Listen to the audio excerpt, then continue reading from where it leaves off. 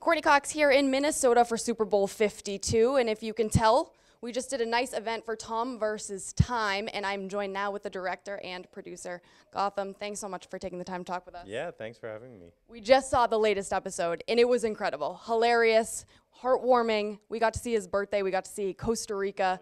Talk to me a little bit about how this all came to be.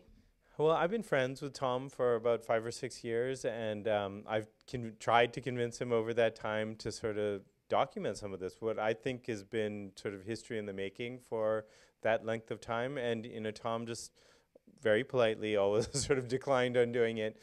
And then I think this past off season, probably largely because of what happened last season, just in terms of the way the league, year started with the suspension and then off the field stuff with his mom, the Super Bowl, the historic comeback, I think he did sort of feel this is pretty amazing, some of this stuff, and we should be capturing it. And then this season, turning 40, and everybody, all the doubters coming out again and saying, yeah, this can't happen. It's been a good run, but it's not going to happen again.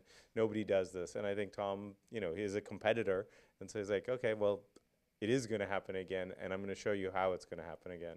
Well, anybody that covers Tom Brady media-wise knows that he's very, very, very private. We get to see a whole different side of him. We get to see his family. How did you get him to kind of let you into Giselle and the children as well?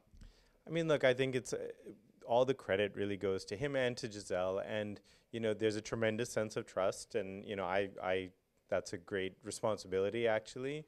And I think, though, you know, just from a storytelling perspective, I was able to communicate to him that in order to really show people why you love this thing so much, we have to come at it from a lot of different angles. It's not just the physical thing.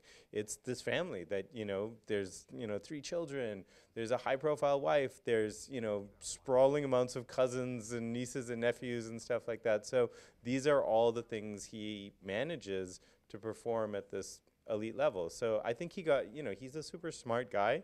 And so when I told him about that and then showed him some of the stuff we were doing, I think, you know, he got it. Well, you're also one of his close friends. So for fans, what don't they know about Tom? What's one thing that you think is misunderstood?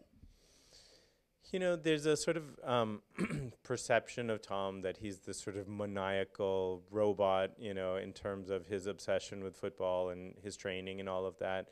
And I think, you know, that's not particularly true. I think he is obviously so disciplined and devoted in terms of his craft, but he's also got all of these other aspects to his life, and his ability to sort of maneuver like almost like moment to moment, hour to hour.